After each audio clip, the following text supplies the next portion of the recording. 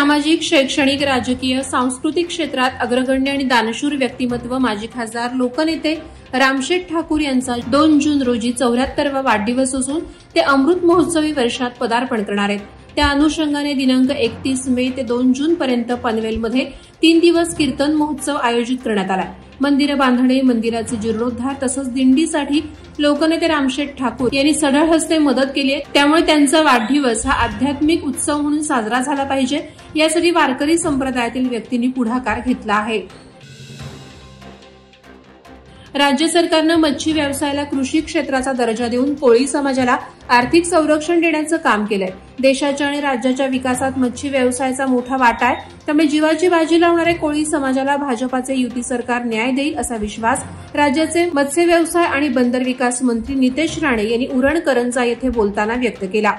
करंजा येथील कोळी बांधवांनी राज्याचे मत्स्य व्यवसाय आणि बंदर विकास मंत्री नितेश राणे यांच्या भव्य सत्कार कार्यक्रमाचं आयोजन केलं होतं। त्या कार्यक्रमात नामदार नितेश राणे यांनी आपलं मनोगत व्यक्त केलं। या भव्य कार्यक्रमासाठी पनवेलचे आमदार प्रशांत ठाकूर, आमदार महेश बालदी, भाजपा जिल्हाध्यक्ष अविनाश कोळी, करंजा मच्छीमार संस्थेचे चेअरमन प्रदीप नाखवा यांच्यासह मोठा जनसमुदाय उपस्थित होता। अलिबाग समुद्रकिनारी एका एटीव्ही बाईकने वृद्ध व्यक्तीला उडवल्याने किरकोळ जखमी झाल्याची घटना घडली। हा अपघात अलिबाग बीचवर घडला, जिथे पर्यटकांची नेहमीच गर्दी असते। या घटनेनं पुन्हा एकदा समुद्रकिनारी पर्यटकांच्या सुरक्षेचा मुद्दा चर्चेत आलाय। एटीव्ही बाईक चालकाचा गाडीवरील नियंत्रण सुटल्यामुळे हा अपघात झालाय। यापूर्वीही अलिबाग बीचवर असाच प्रकार घडला होता, तेव्हा एटीव्ही बाईकने उंटाला धडक दिल्यानं उंट उधळला होता आणि उंटावर बसलेले पर्यटक पडून जखमी झाले होते।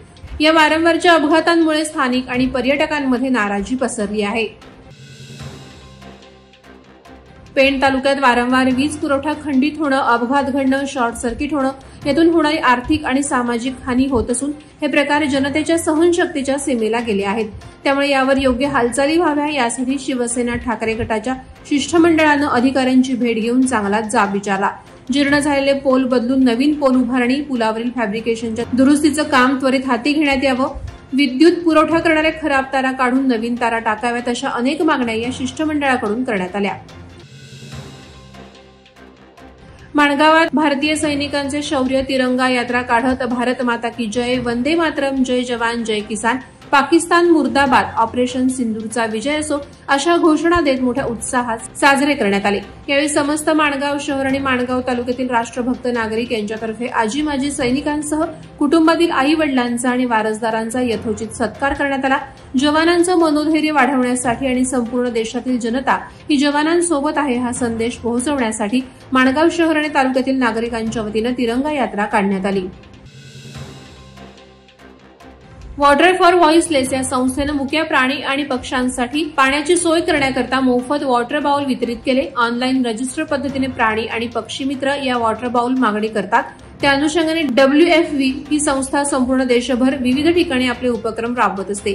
खोपोली शहरातील शास्त्रीनगर भागातल्या हेल्प फाउंडेशनच्या कार्यालयात बाउलचं वितरण करण्यात आलं।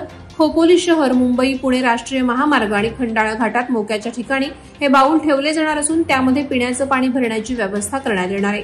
वादळवारा लाईव्हसाठी न्यूज ब्युरो, रायगड।